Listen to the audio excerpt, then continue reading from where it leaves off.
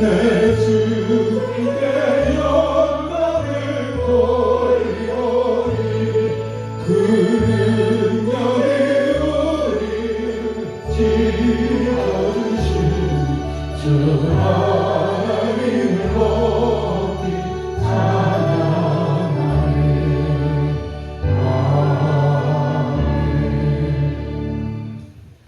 하나님의 말씀 마태복음 20장 26절 되겠습니다. 너희 중에 그렇지 않아야 하나니 너희 중에 누구든지 크고 잘하는 자는 너희는 섬기는 자가 되고. 아멘.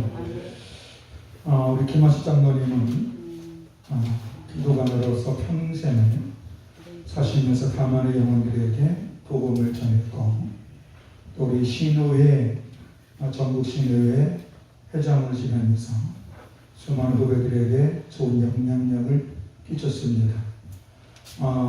청송교도소 소장을 역임하셨고 안양교도소 소장을 역임하신 현재 백석대학교 경찰학부 범죄교정학과 학과장이시면서 교수입니다. 포일남교회 경기도 의왕시에서 장로님으로 교회를 섬기고 계십니다. 오늘 간증해 주신 우리 귀한 말씀을 주시고자 하는 제목은 크고 작은 남을 섬기라. 우리 장로님 나오실 때 박수 함께 드리겠습니다. 목사님께로부터 소개받은 김한식 장로입니다. 오늘 이렇게 아름다운 고백교회 성도님들 같이 하나님께 예배드리게 되어서 너무나 감사하고요. 또 부족한 저를 이렇게 초청해 주셔서 또 귀한 교회에 함께 이렇게 하나님께 영광 돌리게 되어서 너무나 감사합니다. 저는 오늘 새벽 이제 천안에 지금 살고 있거든요. 그래서 5시에 일어나서 이제 오늘 간증 말씀을 좀 정리하고, 그리고 이 포항에 오는 KTX가 몇 개 없더라고요. 그래서 10시 40분에 도착하는 KTX가 있어서 그걸 타고 이제 조금 전에 도착했습니다. 그래서 정영경 집사님께서 저를 여기까지 또 마중을 해주셔서 너무 감사드리고요. 아마 내일까지 연휴라서 그런지 포항역 앞에 너무 교통이 혼잡해가지고 겨우 시간에 맞춰 올 수 있었습니다.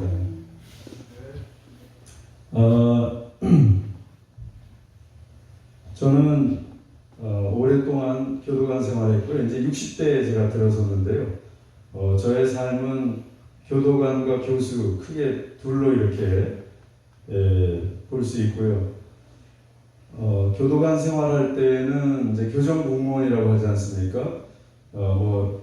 우리 이기양 목사님께 너무나 많이 교정 선교에 대해서 얘기를 들으셨을 테니까 교정 공무원 또 혹은 교도관 이렇게 하는데, 제가 이제 30년 동안 근무하면서 하나님 은혜로 법무부 보안과장을 지냈고, 또 청송교도소장, 그리고 또 안양교도소장, 그래서 교도소장을 제가 7군데에서 교도소장을 했습니다. 엄청난 은혜를 받았죠. 그리고 이제 제가 여기 올 수 있었던 것은 이기양 목사님 이렇게 은혜로 여기까지 제가 오늘 올 수 있었는데요. 이기양 목사님은 잘 아시다시피 오랫동안 교정 선교를 하셨습니다. 제소자 교정 선교. 그래서 2000년부터 이제 청송 제2교도소, 제가 이제 청송에서 오랫동안 근무를 했는데요. 거기 교도소가 4개나 있습니다. 그래서 목사님께서는 4개 교도소 다 들어오셔서 교정 선교를 하시고, 그 중에서 이제 제2교도소에 특히 이제 많은 애정을 갖고 계시고요.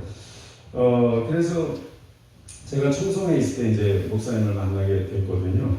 그리고 또 포항 극동방송의 아름다운 고백 진행을 오랫동안 하시고 계시고, 또 전국에 지금 교도소가 54개가 있는데 목사님께서 아마 거의 안 가보신 데가 없으실 겁니다.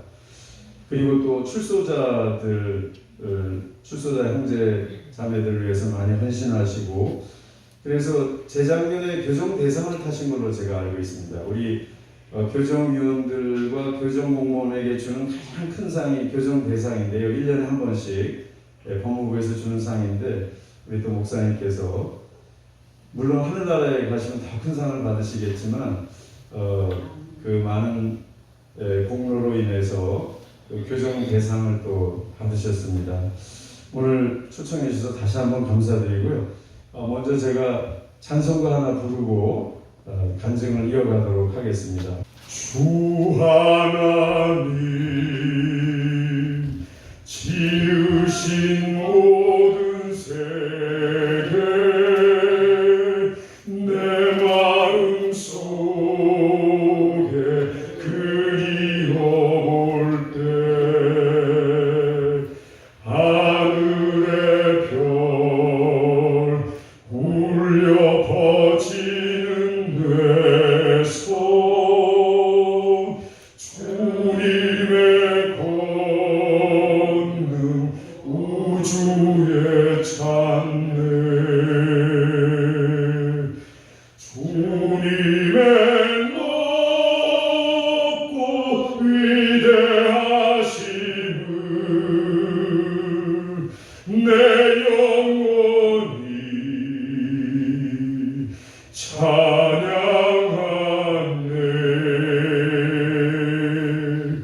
주님의 높고 위대하심을 내 영혼이 찬양하네.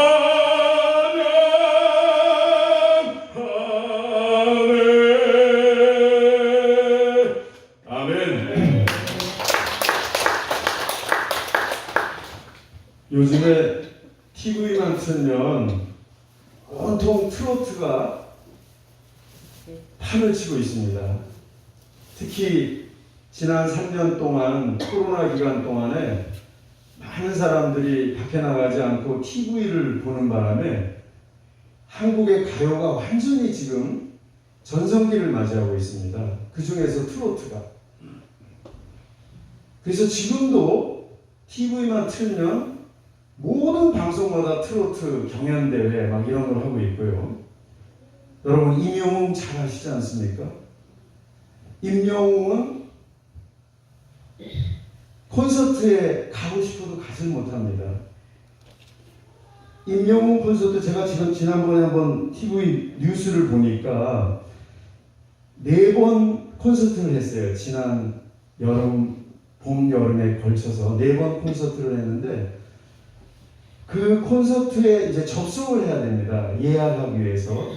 그런데 50만 명 이상이 동시에 50만 명 이상 한 20만 원 이상 됩니다. 아마 제일 비싼 거는 거의 30만 원 정도 되지 않을까 싶은데요. 제일 싼 게 15만 원입니다. 그런데 여기에 50만 명 이상이 접속을 하고 그리고 그 화면에 뭐라고 나오냐면 150시간 이상을 기다려 주십시오 이렇게 뜬다고 합니다. 그래서 제가 굉장히 속이 상했어요. 아니 하나님께 드리는 찬양은 그냥 오라고 해도 안 오는데 뭐 트로트 그게 뭐라고. 이 임영웅의 콘서트를 보기 위해서 온 가족이 PC방까지 전부 다 가가지고 그 시간에 접속을 합니다. 제 아내가 임영웅을 너무 좋아해요. 그래서 우리 자녀들까지 다 동원해가지고 지난번 광주 콘서트 할 때 당첨이 됐습니다. 그래서 저도 따라갔죠. 광주 시내 전체가 호텔이 10,000원입니다. 임영웅 하나가 떴다 하면 그 도시가 경제가 살아날 정도로 이렇게 지금 트로트가 인기가 좋습니다. 그래서 제가 나는 찬양을 해야 되겠다. 근데 마침 백석대학의 평생교육대학원에 평생대학원이 있지 않습니까? 평생대학원에 찬양을 가르쳐주는 교수님이 계시더라고요. 유정희 교수님이라고. 그래서 제가 작년부터 등록을 했어요. 한 학기에 36만 원. 그래서 제가 이제 2년째, 2학기째, 뭐 크게 보면 3학기라고 볼 수 있는데 방학 때도 배웠으니까요. 3학기째 제가 배우고 있는데 원래 제가 찬양대를 오래 했거든요. 성가대를. 근데 물론 우리 이계영 목사님 찬양을 너무 잘하셔가지고 제가 지난번에 왔을 때도 놀랐는데 오늘도 정말 찬양 너무 잘하시는데, 근데 제가 이제 이 트로트가 너무 판을 치는 바람에 하나님께 제가 기도를 했어요. 하나님, 정말 저에게 기회를 주시면 저는 교도소 찾아다니면서 찬양을 부르겠습니다. 그래서 그리고 또 작은 교회를 찾아다니면서 저에게 기회를 주시면 찬양과 간증을 하겠습니다. 그래서 오늘이 무려 4번째입니다. 그래서 제가 이 기도를, 서원 기도를 하고 제일 먼저 간 데가 공주교도소입니다. 그 다음에 포항 우창교회. 포항 우창교회는 왜냐하면 이제 뒤에서 제가 설명하겠지만 제가 태어난 고향이 거제도입니다. 그 우창교회 목사님이 거제 출신이에요. 그래서 어느 날 우연히 매일 제가 동영상으로 강의를 하니까 한번 목사님들 대상으로 제가 강의한 적이 있었거든요. 왜냐하면 교정위원들 중에 목사님이 많으시니까. 근데 이분이 강의가 끝나고 나서 저한테 전화가 왔어요. 본인도 거제 출신이라고, 우리 교회 한번 와주면 좋겠다고. 그런데 그때 코로나가 너무 심해서 계속 미루다가 한 3개월 전에 제가 우창교회에 왔었습니다. 그때 이제 목사님을 제가 찾아뵀거든요. 그래서 목사님께서 그때 저녁 예배를 제가 같이 드리고 한번 와주면 좋겠다고 말씀하셔서 부족하지만 오늘 이렇게 오게 됐습니다. 그리고 그 사이에 바로 며칠 전에 청송 직업훈련교도소 가서 또 찬양을 했습니다. 그래서 제가 사실은 이제 반주가 있으면 좀 더 흥이 나서 하는데 이 기계에는 제가 못 맞추겠더라고요.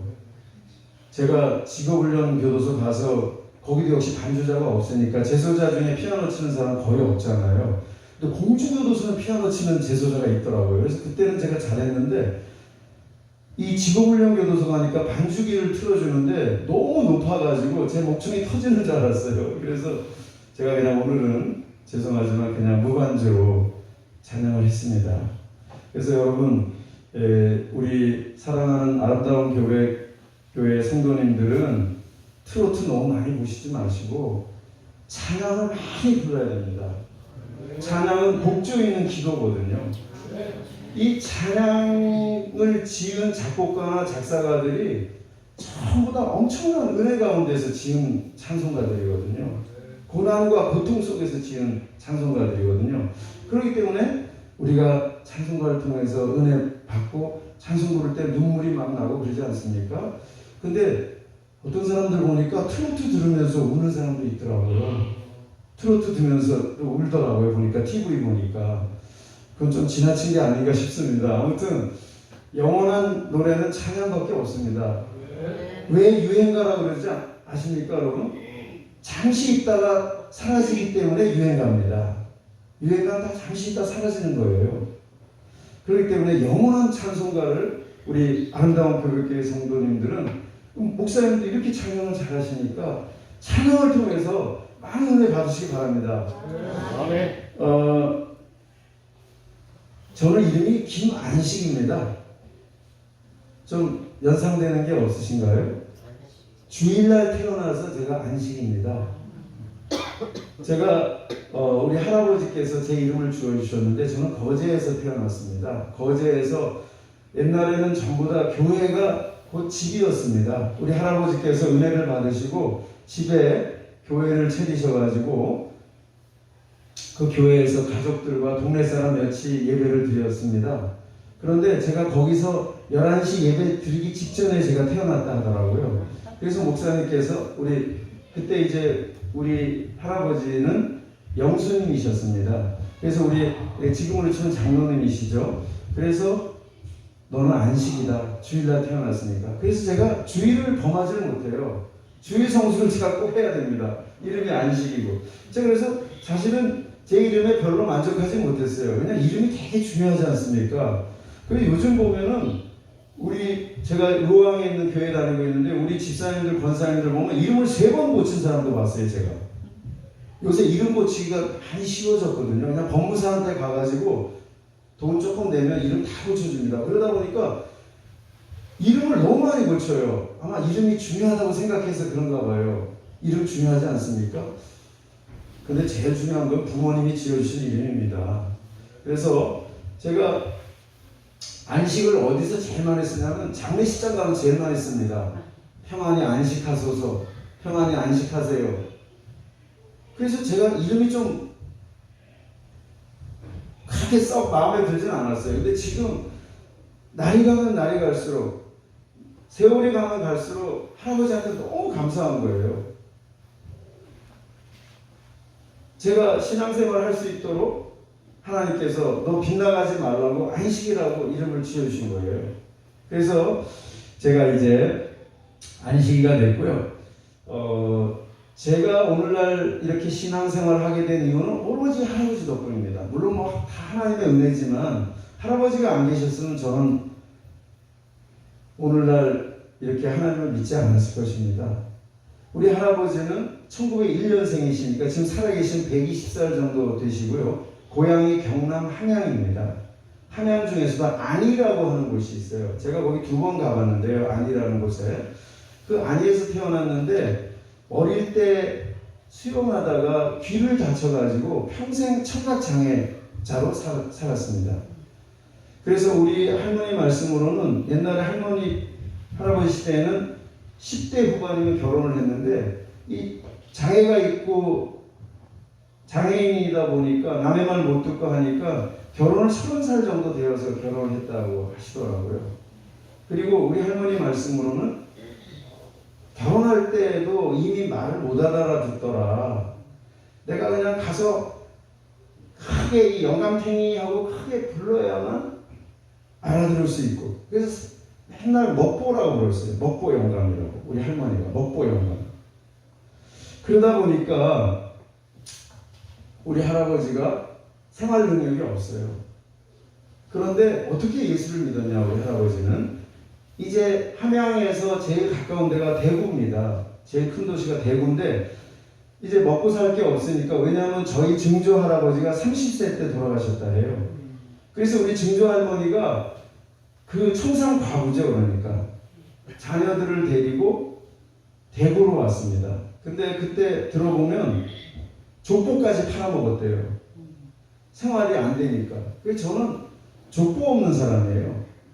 제가 족보를 만들려고 많이 노력해봤는데 너무 돈이 많이 들더라고요. 그리고 찾아내질 못해요. 일단 제가 교도소장 하면서 이제 우리 자녀들이 아버지 우리 족보가 어떻게 돼요?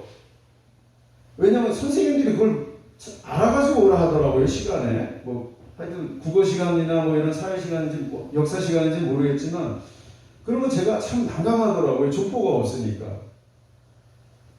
제가 족보도 없는 정말 옛날로 치면 완전 상놈이죠.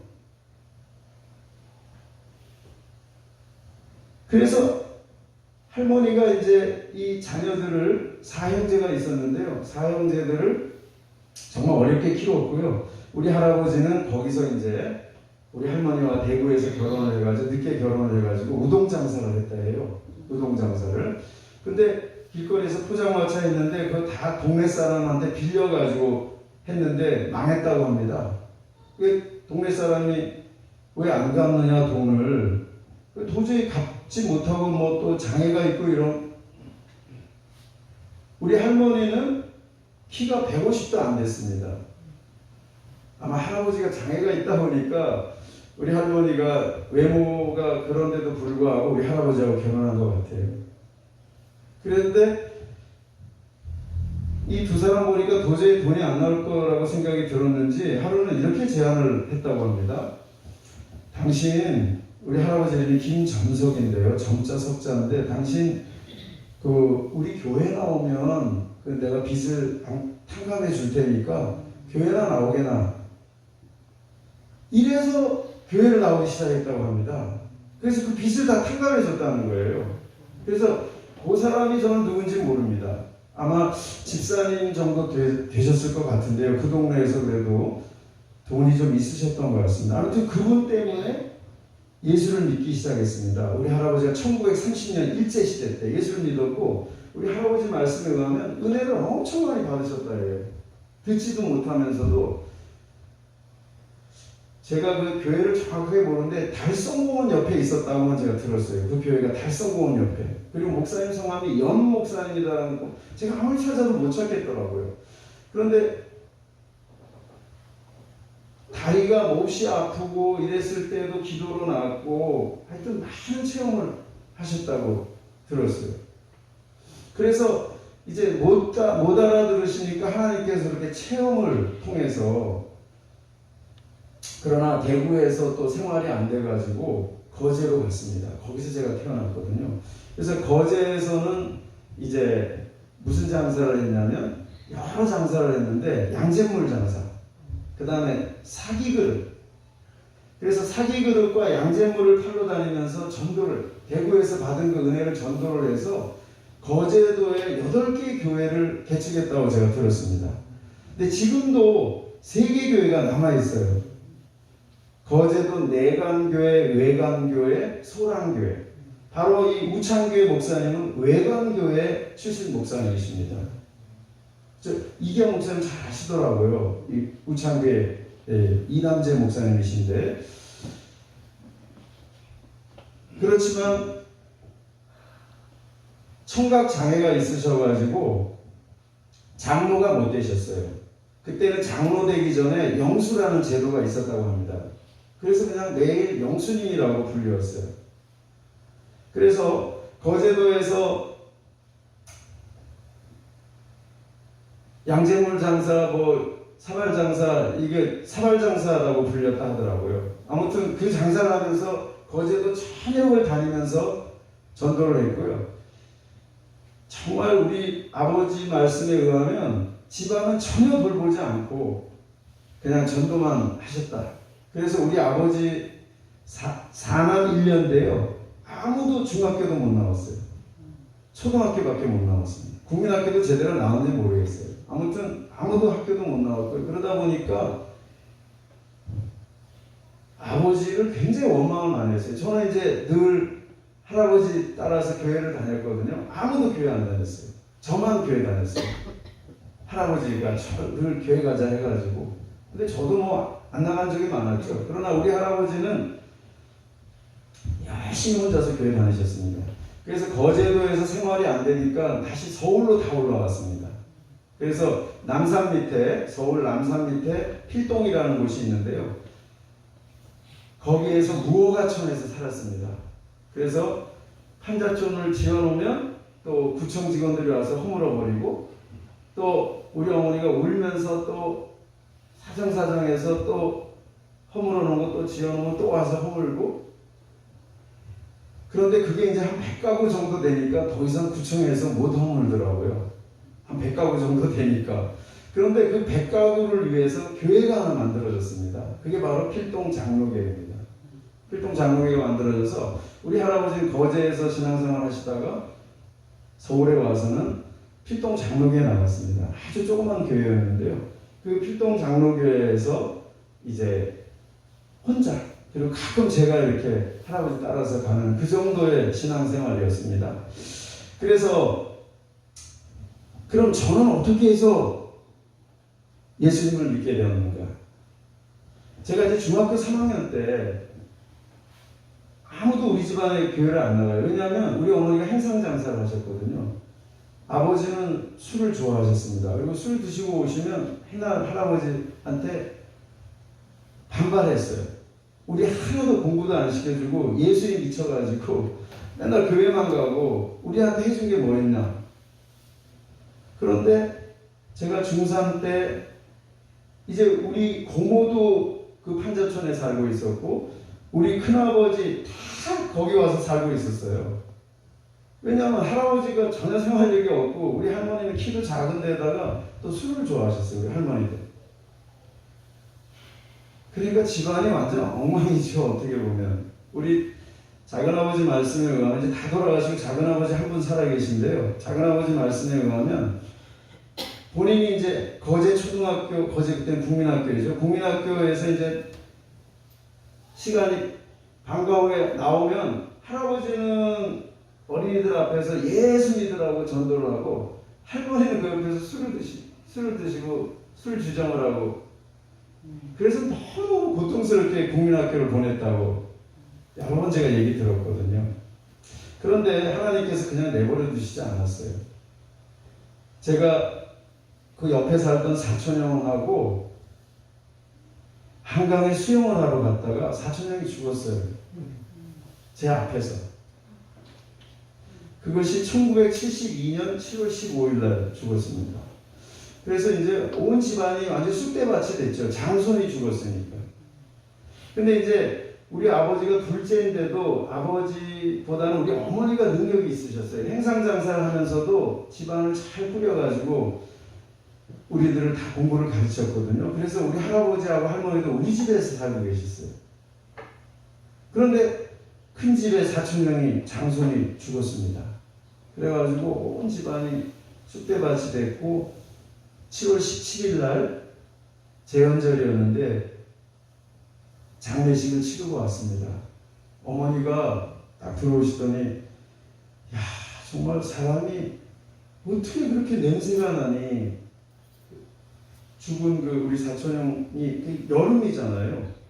냄새가 너무너무 많이 나서 아니 그 말을 하더니 갑자기 사람이 미쳐버렸어요. 어머니가 어떤 행동을 하느냐면 계속 방바닥을 막 긁어가면서 너무 답답하다 나를 살려달라 그러니까 물에 빠져서 죽는 흉내를 키워내는 거예요. 그리고 눈이 완전히 돌아갔어요. 그래서 우리 아버지는 막 정신이 없어가지고 이거 점집에 가야 되는 거 아닌가 무당집에 가야 되는 거 아닌가 그리고 실제 무당집에 갔어요. 근데 그때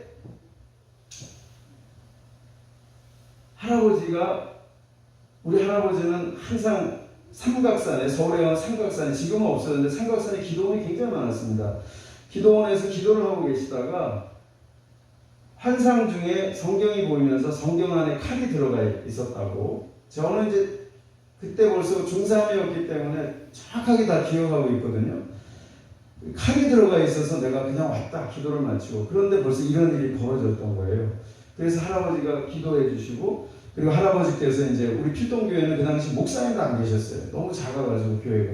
그래서 장로님하고 권사님이 와서 기도해 주셨어요. 근데 놀랍게도 권사님이 오셔서 기도를 하니까 제가 이름도 안 잊어버려요. 한선영 권사님이라는 분인데 이분이 와서 어머니 안수는 아니잖아요. 목사님이 아니니까 어머니 손을 붙잡고 딱 기도하는데 어머니가 완전히 새 사람이 돼서 돌아오는 거예요. 야, 그래서 어머니가 이제 뭐라 그러시느냐면 아직도 이제 그러니까 반은 제정신이고 반은 제정신이 아닌데 지금 우리 집안 식구들 다 불러달라. 그때가 한 5시 반 정도 이제 해가 지려고 여름이니까 해가 지려고 하는 때인데요. 불러달라고 하더라고요. 그래서 그 방 안에 꽉 찼습니다. 우리 큰어머니, 큰아버지, 작은아버지 다 모였어요. 집안에 큰일이 있었으니까 이제 장례 치르고 온 지 얼마 안 됐으니까 다 모였는데요. 한 사람 한 사람 붙잡고 울면서 예수 믿으라고 하는 거예요. 그리고 나는 이제 갈 때가 됐다. 제가 정확하게 기억하는데 그 문 앞에 있는 사람은 길을 좀 비켜라.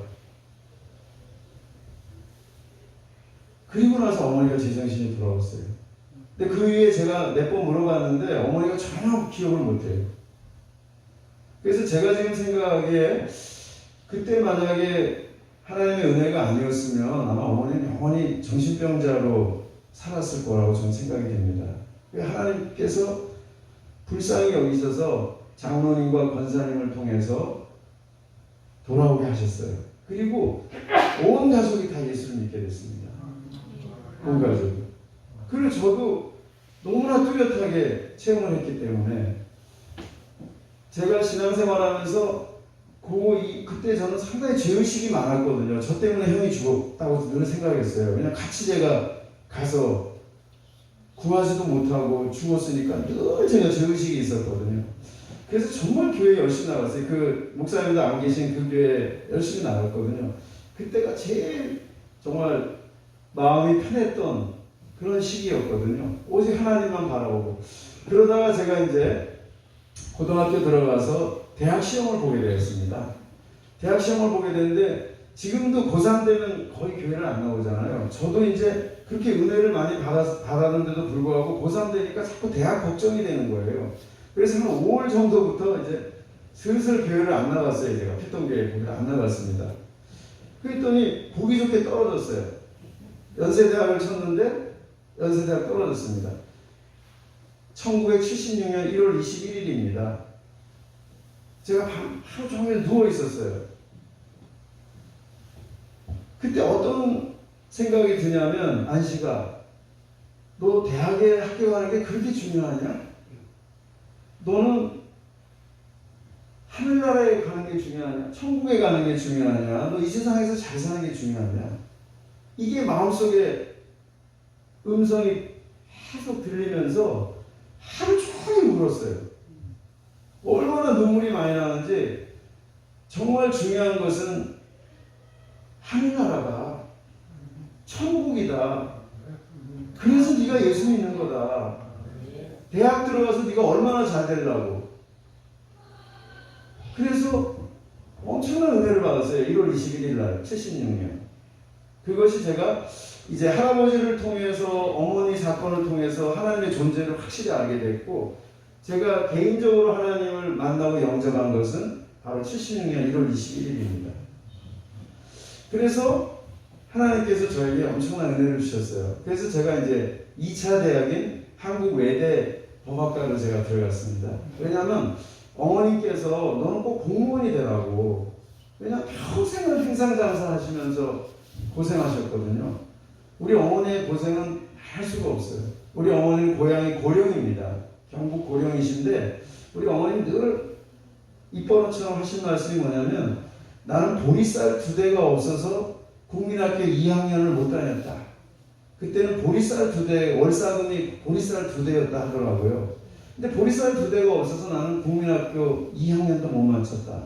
그래가지고 그 남의 집살이하고 이렇게 다니면서 결혼을 해가지고 우리 아버지 만나서 고생하시고 저희들 키우셨거든요. 그러니까 너는 공무원이 꼭 되라. 너는 고시에 꼭 합격해라. 그래서 제가 법대에 갔어요. 법이 저한테는 안 맞거든요, 사실. 근데 이제 어머니가 그렇게 고생하면서 저를 키우셔가지고, 그리고 이거 언제까지 해야 됩니까, 목사님? 제가 12시 10분 정도에 마치면 될까요? 네, 12시 10분에 마치도록 하겠습니다.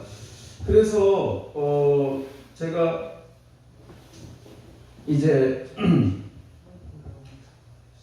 혹시 시간 문제 있나요? 아니. 네네. 마무리하시라. 네네. 아니, 너무 오버되면 안 되니까, 보통 저희 예배는 한 1시 10분쯤에 끝나니까 제가 1시 10분까지 하고 목사님께서 뒤에 좀 해주시면 될 것 같습니다. 그래서 제가 이제 고시 공부를 오래 했습니다. 어머님 한번 소문을 한번 들어주고 싶어가지고요. 근데 공부가 안 되는 거예요. 그래서 제가 왜 법 공부가 저한테 안 맞느냐면, 이게 봤던 거를 계속 봐야 되는 거예요. 저는 그게 너무 싫더라고요. 이게 좀 뭐 새로운 걸 좀 봐야 되는데, 본 걸 또 보고 또 암기하고 또 암기하고. 물론 제가 실력도 안 됐지만, 그래서 제가 이제 한 5년 정도 공부를 하고 포기를 했습니다. 5년 정도 공부하고 포기를 하고 어머니께 말씀드렸어요. 어머니, 저는 도저히, 제가 뭐 안 다녀본 데가 없거든요. 공부하면서 뭐 신림동에도 들어가고 고시촌에도 뭐 시골로 해서 많이 다녔어요. 돈도 많이 깨먹었죠, 정말. 저는 정말 불효자입니다. 그래서 그럼 너 뭐 할래? 그래서 제가 교정직을 하겠다고 그랬어요. 어머니가 난리가 났죠. 너 간수 시키려고 내가 너 지금까지 공부시켰니? 너 간수 되려고, 그때는 간수라고 그랬거든요, 교도관은. 지금도 교도관이 인기가 없는데 그때 지금 35년 전이잖아요. 35년 전에 얼마나 그때 교도관들은요 선도 못 봤어요. 왜냐하면 우리가 일제시대 때 그 간수들이 아주 나쁜 짓을 많이 해가지고 국민들 마음속에 이 교도관에 대한 간수에 대한 게 아주 독립군들 막 이 괴롭히고 막 이런 게 있어가지고 경찰도 근데 경찰은 요새 좀 좋아졌는데 교도관은 역시 아직까지도 근데 그때는 선도 못 봤습니다. 그냥 대충 저 법무부 다녀요 이러고 그냥 왜냐면 교도소가 법무부 지금도 법무부 소속이니까요. 그런 당시였으니까 어머니가 얼마나 놀랐겠습니까? 근데 제가 어떤 용기가 났는지 하여튼 어머니께 계속 말씀드리고 제가 교정직 시험을 봤습니다. 그래서 제가 이제 교정직 시험을 본 이유는 첫째는 성경이 인간의 죄악과 구원에 대한 겁니다. 전체가 인간의 죄악과 구원. 교도소가 교정교화한다고 하니까 거기 가면 좀 하나님의 뜻에 좀 부합되겠구나. 그 다음 두 번째는 남이 안 하는 걸 하고 싶었어요. 이미 나이가 30이 다 됐어요. 29에 제가 합격을 했거든요. 이미 나이가 됐는데 내가 지금 뭐 경찰로 가든 법원직으로 가든 검찰직 그때는 이제 고시가 안 되면 검찰직하고 법원직으로 많이 갔거든요. 근데 저는 그 밑에 판사나 검사 밑에 가서 일하고 싶지는 않더라고요.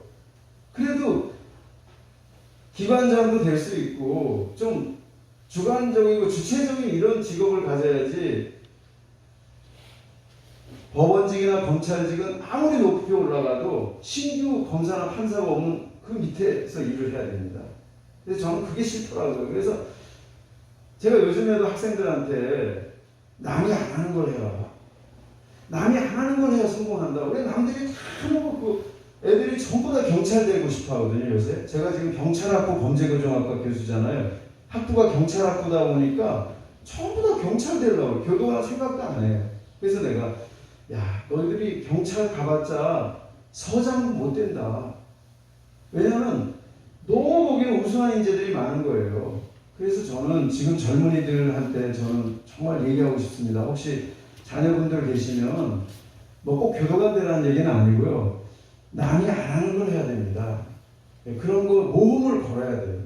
그래서 제가 교도관이 돼가지고요. 얼마나 많이 축복을 받았는지 몰라요. 제가 교도관 1호 미국 유학생입니다. 정부장학금으로 미국 유학을 했고요. 그 다음에 또 유학 갔다 와서 우리나라 유일하게 교정학 박사 과정이 있는 경기대학에서 제가 박사를 했습니다. 박사를 받았고요. 그 다음에 좀 전에도 말씀드렸지만 제가 나이 30에 교도관이 됐는데도 교도소장이 제일 먼저 진급이 됐어요. 우리 동기들 중에서. 그래서 7군데에서 제가 교도소장을 했습니다. 뭐 제 자랑은 아니지만 제가 아마 조금만 일찍 들어왔으면 교정본부장까지 했을 거예요. 근데 나이가 이제 차니까 공무원은 나이가 차면 나와야 되잖아요. 그래서 제가 이제 안양교도소장으로 퇴임을 했습니다.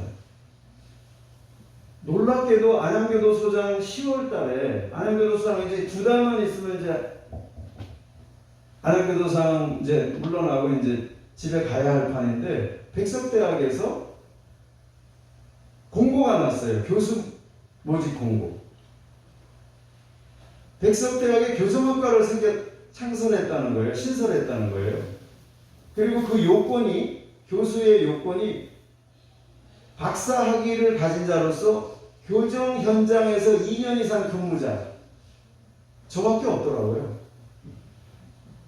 박사 학위를 갖고 근무자가 7명밖에 지원을 안 했어요. 요즘에 얼마나 교수 되기가 하늘의 별 따기입니다. 왜냐하면 학생은 줄어드는데 교수는 많으니까. 그런데 저는 지금도 이해가 안 되는 게 아니 그냥 교정학 박사면 박사지 교정 현장 근무 2년을 왜 붙여놨냐고요 거기다가. 만약에 교정학 박사라면 현장 근무 없는 자들은 제법 있거든요. 미국에는 교정학이나 범죄학이 굉장히 많아요. 그래서 박사학위들이 많습니다. 근데 여기 현장 근무 2년을 붙여놓으니까 저하고 당시 천안교도소장을 했던 한 사람하고 2사람밖에 요건에 맞는 사람이 없어요. 나머지는 5명은 요건이 안 돼요. 그래서 2명이 저는 학과장이 됐고 한 사람은 그냥 교수가 됐습니다. 그래서 학교에서 이제 저보고 학과장을 하라 그래가지고 제가 학과장을 지금 6년째 학과장을 하고 있습니다. 정말 제가 이 부족한 제가 이제 학생들이나 이렇게 많은 사람들하고 대화할 때 제 얼굴을 보면 당신이 교도소장을 했어요? 다 놀래요. 제가 얼굴이 이렇게 생겼거든요.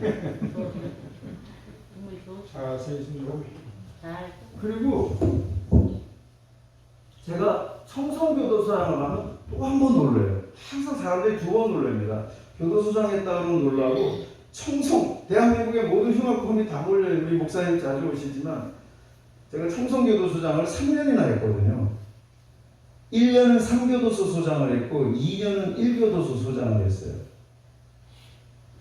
그래서 하나님의 은혜가 너무너무 놀랐고요. 오늘 말씀은 아까 목사님이 읽어주신 말씀은 크고자 하거든 남을 섬기라는 말씀입니다. 이게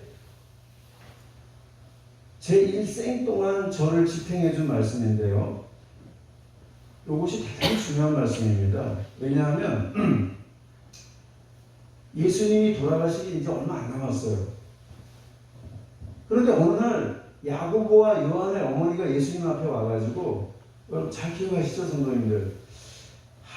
이 아들 하나는 예수님의 좌편에 하늘나라에 가시거든. 하나는 우편에 앉혀주세요. 지금 예수님은 곧 십자가에 못 박혀 돌아가실 판인데 이렇게 인간들은 정말 생각이 없다니까요. 그래서 예수님이 뭐라 그러셨냐면 야, 세상 사람들은 다 너희들을 압박하고 압제하고 너희들을 부려먹으려고 하지만 너희들은 정말 너희들이 크고자 하거든 남을 섬기는 자가 되어야 되고 누구든지 으뜸이 되고자 하는 자는 남의 종이 되어야 한다. 이런 말씀을 돌아가시기 직전 얼마 안 남겨놓고 한 말씀이기 때문에 이게 더 의미 있는 말씀입니다. 물론 예수님의 말씀이 다 의미 있고 우리의 살과 피가 되고 생명이 되는 말씀이지만 이건 돌아가시 직전에 너희들이 어떻게 살아야 할까를 제가 이제 교도소장으로 있으면서 이런 얼굴 가지고 그 수많은 범죄자들과 또 직원들이 되게 억세요. 교도관들이. 그걸 또 7군데서 소장을 하니까 얼마나 속이 탔겠습니까? 그리고 소장 되기까지도 너무너무 힘들었고요. 그런데 그때마다 이 말씀 크고자 하거든 남을 섬기라. 그렇지. 내가 이 직원도 섬겨야 되고 재소자도 섬겨야 되고 민원인도 섬겨야 되고 그런 마음으로 하니까 하나님께서 자꾸 복을 주시는 거예요. 왜? 하나님의 말씀은 생명력이 있고 이게 열매가 있거든요. 하나님의 말씀은 반드시 이루어 주시는 겁니다.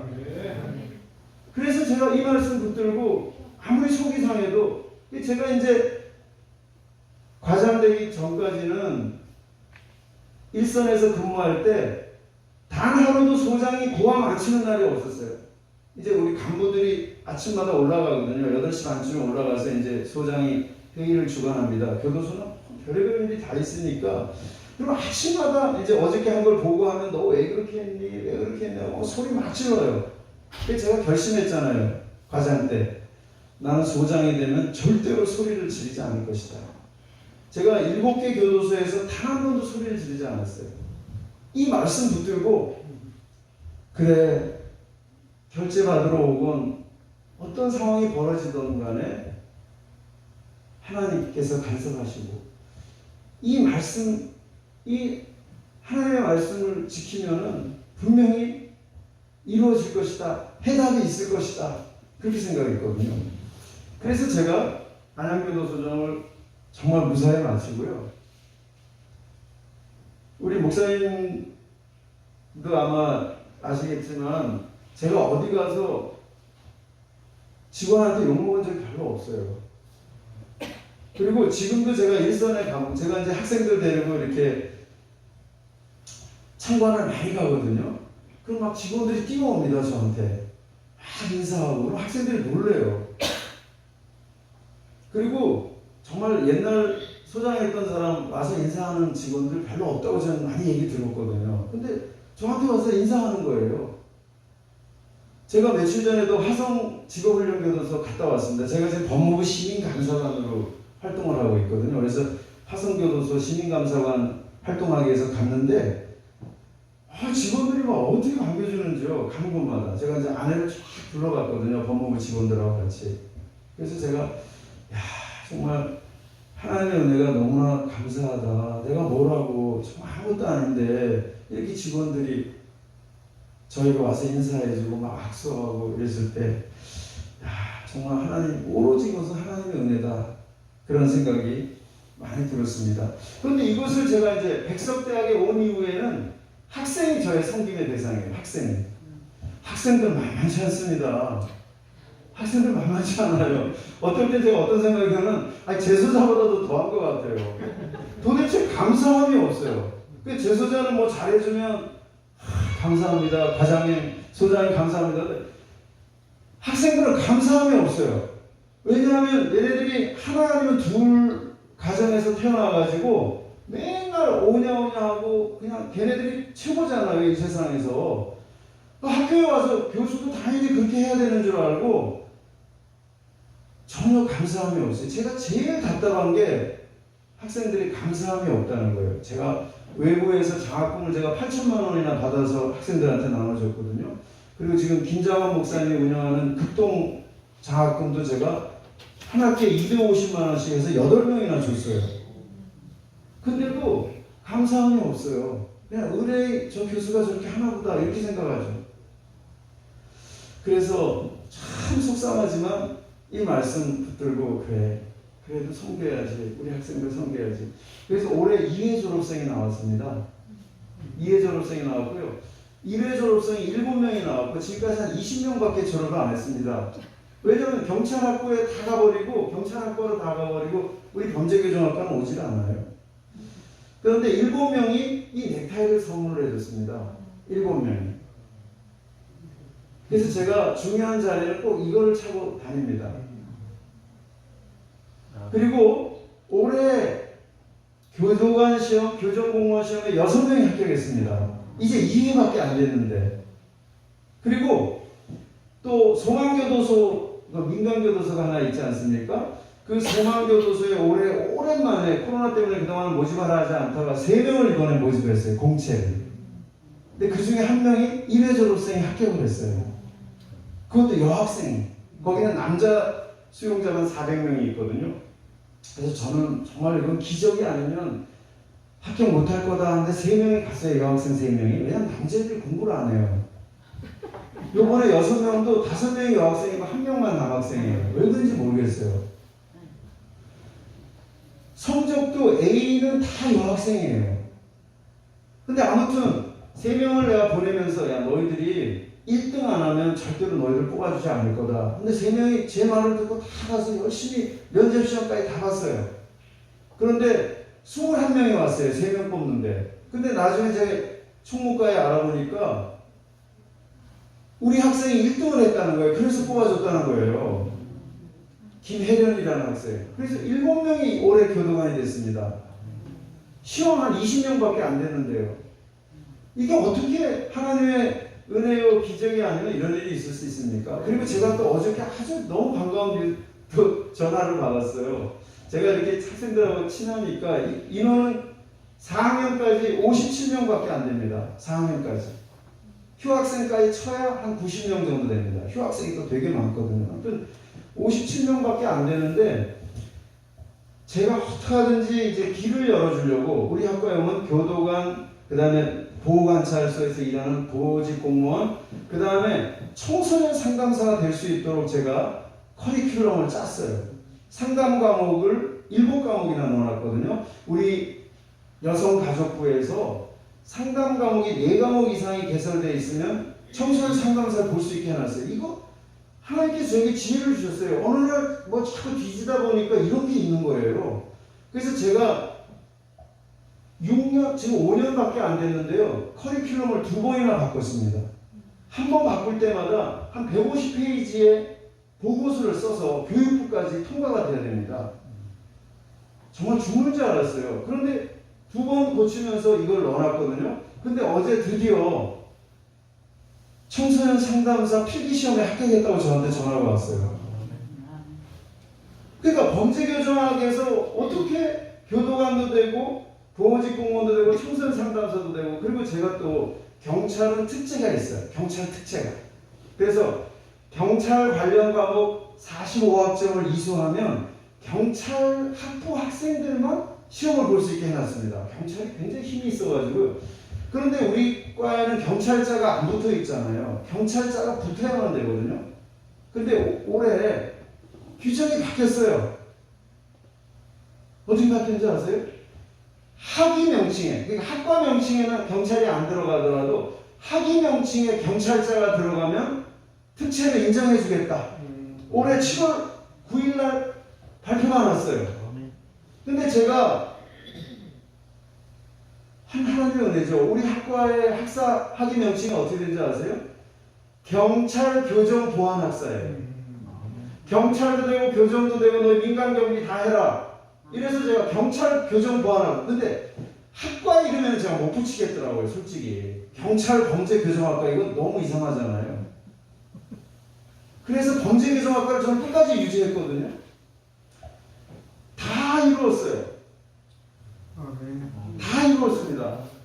우리 학과 이제 제가 볼 때는 내년부터 많이 달라질 것 같아요. 올해 6명 소망교도소 하나 합격했죠. 6명 합격했죠. 청소년 상담사 얘가 이제 면접을 통과해야 돼요. 그래야 최종 합격이 되는데 아마 제가 될 것 같아요. 제가 이제 면접이 한 달 남았어요. 한 달 동안 제가 집중으로 해서 어떻게 하든지 손혜일이라는 학생인데, 손혜일 학생입니다. 역시 손혜일이라는 학생인데 합격하면 아마 많이 달라질 것 같습니다. 그래서 제가 이번에 이제 필기시험 6명이 합격했을 때 처음이거든요. 우리 학과에서 합격생은 처음이에요.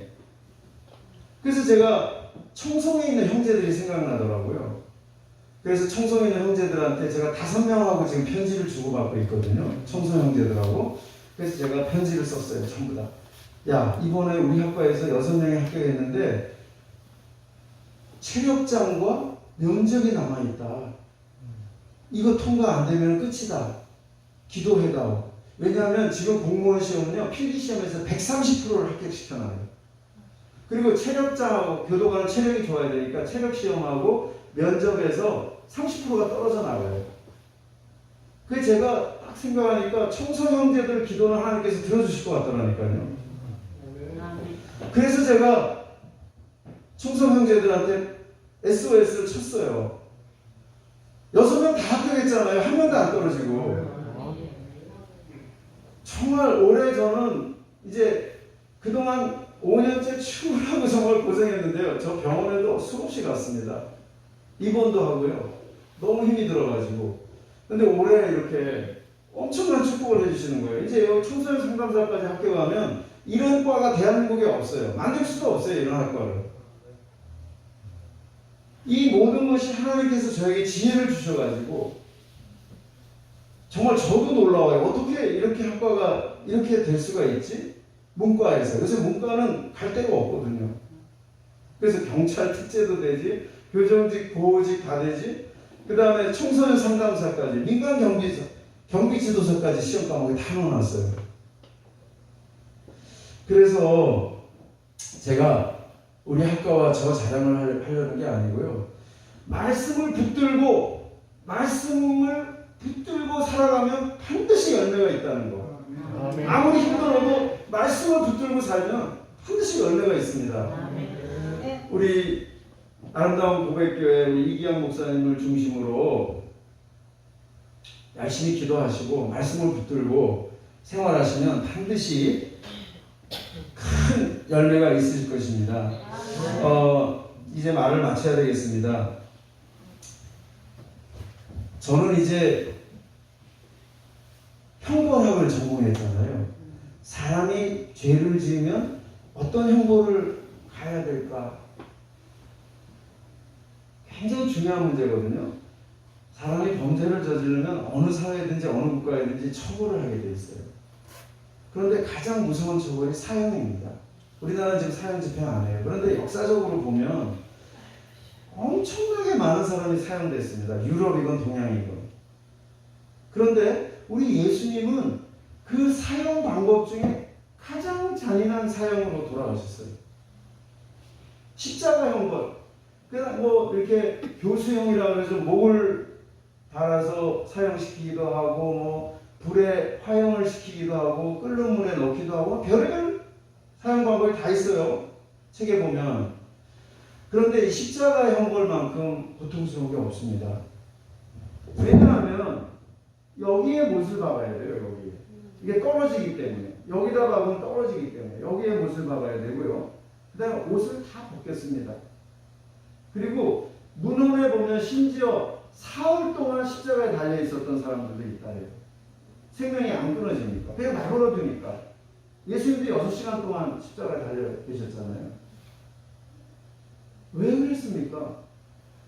하나님께서 그 구약 시대에 양과 소를 바쳐서 그 피를 뿌리고 뭐 번제, 화목제, 속죄제 하던 거 다 없애고 하나님께서 마지막 방법이 바로 독생자 예수님을 우리에게 보내주신 거잖아요. 근데 그거는 믿어야 되는데 안 믿으면 아무 소용없어요. 우리하고 관계없어요. 우리 하나님께서 그 독생자 외아들, 그 외아들을 여기 이제 연세 많으신 분도 계신데 손주들 얼마나 예쁩니까? 손주하고 이 지구하고 바꾼다 그러면 바꿀 할머니 할아버지 한 명도 없을걸요? 내 손주 지구 다 주면 내가 바꿔줄게 이런 할머니 할아버지 한 명도 없습니다. 이 세상에. 1,000억을 갖다 줘도 못 바꿉니다. 하물며 하나님께서 그 독생자 예수님을 십자가에 못 박아. 그리고 이제 단번에 성경에 나오잖아요. 단번에 하나님께서 우리의 죄악과 허물을 해결해 주셨어요. 아멘. 단번에. 그게 하나님의 방법이에요. 근데 내가 학생들 가르쳐보면 왜 하나님이 그거밖에 방법이 없냐? 그거는 하나님한테 항의하면 안 되죠. 하나님은 그것이 왜냐하면 피 흘림이 없이는 제사함이 없기 때문에 아들을 십자가 형벌에 내어주시고 피를 흘리게 물과 피를 다 쏟았다고 나오잖아요. 그렇기 때문에 사랑하는 우리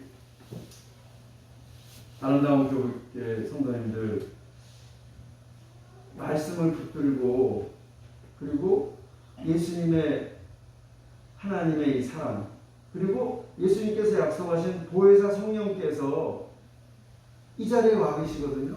항상 역사하시거든요. 왜냐면 예수님이 약속하셨잖아요. 내가 이제 하늘나라에 가면 보혜사 성령이 와서 너희들의 길을 인도할 것이다. 믿으세요. 성령님의 역사를 간절히. 그럼 우리는 땅의 것을 추구하는 게 아니에요. 하늘의 것을 추구하는 것이죠. 살리는 것은 영이요. 육은 살리지 못해요. 영이 살리는 것이죠. 저는 이제 호를 제 나름대로 5분만 더 하겠습니다. 호를 제 나름대로 남천이라고 이렇게 했습니다. 왜냐하면 제가 남산에서 자랐잖아요. 어린 시절을. 그 판자촌 남산에서. 그리고 내가 가야 할 곳은 천국이에요. 그래서 남천. 이제 천국이 얼마 남지 않은 것 같아요. 여러 우리 성도님들께서도 어디에서 태어나셨건 또 지금 무슨 일을 하고 계시던 결국 갈 곳은 천국입니다. 근데 하나님의 도움이 없이는 못 가요. 믿음이 없이는 못 가요.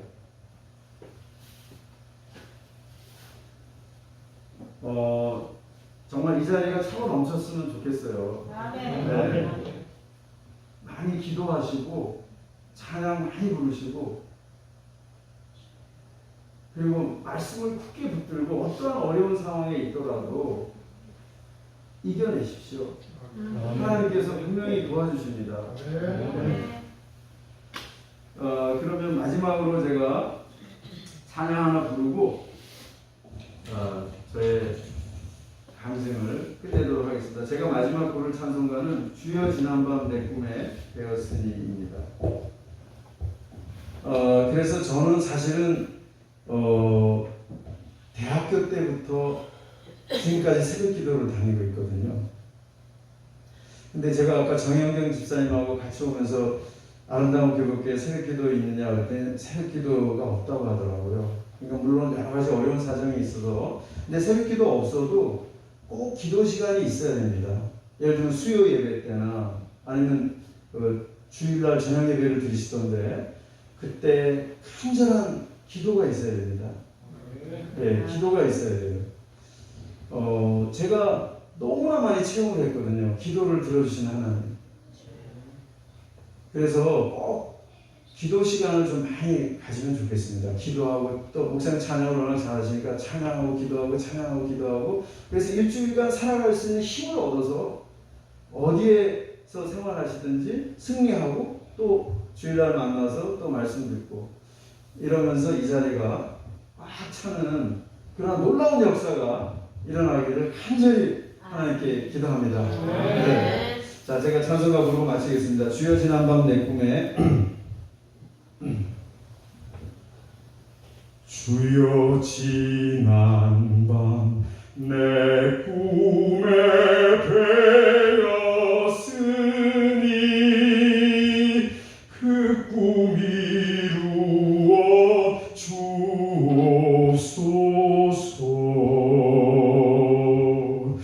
밤과 아침에 계시로 보여주사 항상 은혜를 주옵소서.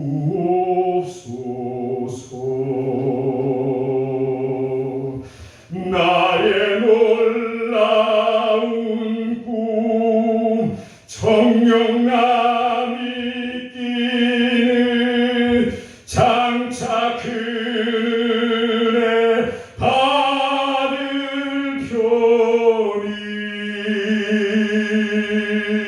나의 놀라운 꿈 정령 이루어져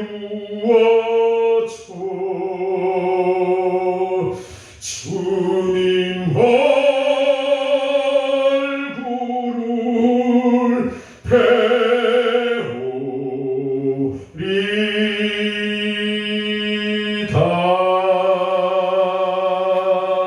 아멘. 감사합니다.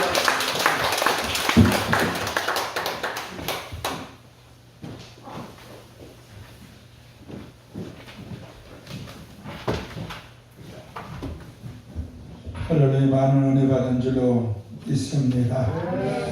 우리 장로님의 그 간증과 앞으로가 하나님의 귀한 역사가 장로님을 통해서 많은 후각들이 나오고, 장로님께서 말씀하신 것 어떤 경우에도 우리는 말씀 붙잡고 기도하고 소망으로 우리 사모하면 그대로 되어질 줄로 믿습니다.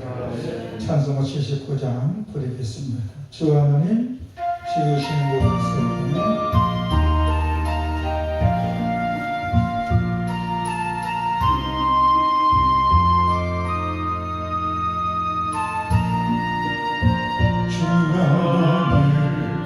지으신 모든 새 내 마음속에 그리워해 하늘에서 흘려 퍼지는 데서 주님의 걷는 우주의 찬美주님의 너거리에 하시는 내 영혼이 주님의 너거리에 하시는 내 영혼이 찬양하네. 수석이나 어한 산 골짜기에서 기적이는 저 새소리들과 고요하게 흐르는 진행물 주님의 손짓 노래하노라. 주님의 너거리에 하시는 내 영혼이 찬양